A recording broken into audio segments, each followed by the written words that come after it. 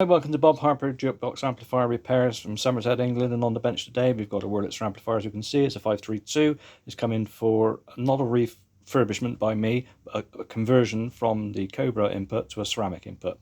I've also had a look through this amplifier. It has been supposed to be fully restored by somebody else, but I did have a look through it, and what I did find was, although they replaced this capacitor with a nice new one, this one was still in circuit and connected. God knows why they did that, but they did. So I've disconnected this capacitor now and put some new ones on a tag strip underneath.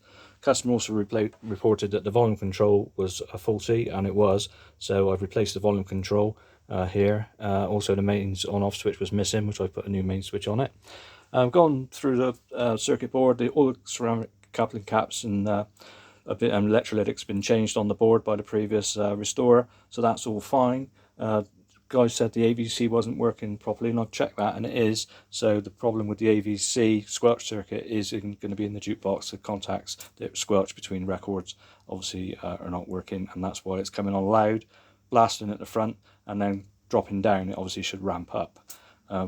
What I've got here at the moment, I've got a turntable rigged up, and that is what is acting as the squelch switch in the jukebox to squelch it down between each record, because if I don't, it'll come on loud, as I say. Okay, so normally I use an iPod. For this one, as it's a conversion, I am actually using a record player cartridge input. And also, as you can see here, I fitted a gain control here to match. You need to match the position of that gain control with the volume control to get the tonal balance of the amplifier correct, because obviously on these volume controls they're tone compensated. As you turn them up, the treble increases. So if you have this too high an input, it will be clamped down all the time, and you'll also be at the bottom of the volume control, so you have no treble. So you've got to trial and error really once it's in the jukebox between this new gain control and the volume control to get the tone right, and also the AVC action right. I've set it about right for this cartridge, which should be about right for the one that he's got, a Fanstelle 132P I think he's putting in it, which should be about right. It might have to tweak it just a little bit one way or the other. Anyway, what I'll do now, I'll go to this little turntable. I will squelch it for a minute actually, because it's been stood here a while now, and it will be on maximum gain. So I'll clamp that down a bit to start, and then we'll put a record on, and we should be able to hear it fine now.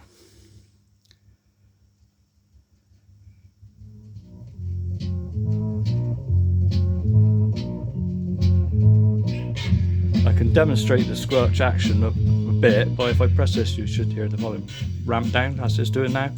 Ready for the next record to come on. If I do it now, release it. The only thing that can catch these out is a long lead in.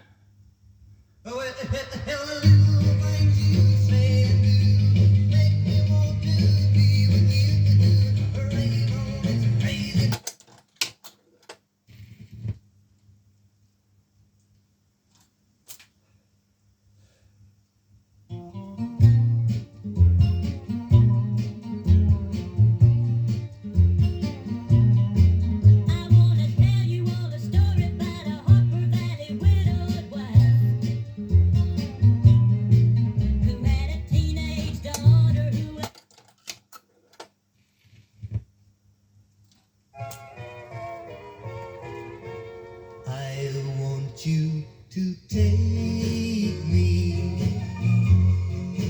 where I belong.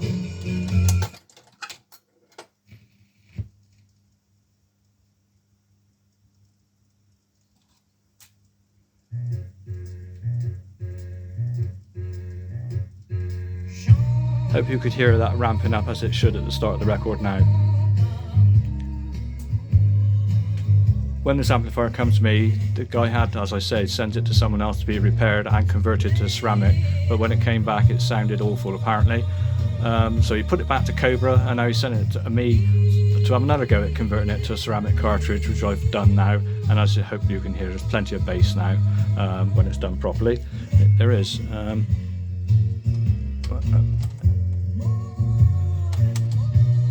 Same controls. If I turn it up a little bit,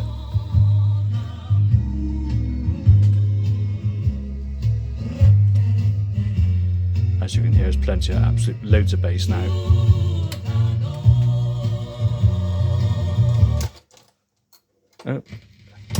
So switch that one off, and there we go. Yeah, it's all done now. He's been on test for a while.